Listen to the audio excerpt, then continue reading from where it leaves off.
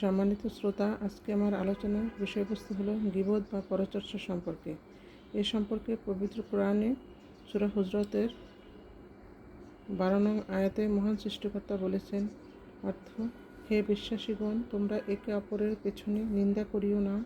তোমরা কি কেহ তার মৃত ভাইয়ের গোশত খেতে চাইবে? বস্তুত তোমরা তো একে ঘৃণা মনে করো।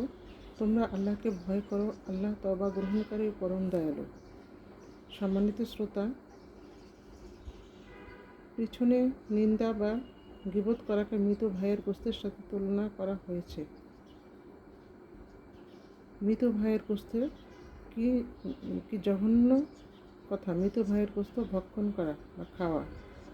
এখন এটা আমাদের পরিবার, সমাজ, রাষ্ট্র, পৃথিবীর সর্বত্রই গীবতের সমতুল্য খাবার হয়ে গেছে। কি জঘন্য খাদ্য! আশা করি ভিডিওটি শুনে সবাই গীবত বা পরনিন্দা থেকে নিজেকে বিরত রাখবেন এবং মৃত ভাইয়ের গোশত খাওয়া থেকেও নিজেকে বিরত রাখবেন। সবাইকে আল্লাহ এই জঘন্য পাপ বা ঘৃণ্য খাবার থেকে বাঁচার সুব্যবস্থা করে দিন। মহান আল্লাহর কাছে এ দোয়া প্রার্থনা করছি। আশা করি ভিডিওটি আপনাদের ভালো লাগবে।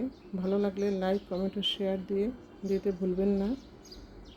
ধন্যবাদ সবাইকে।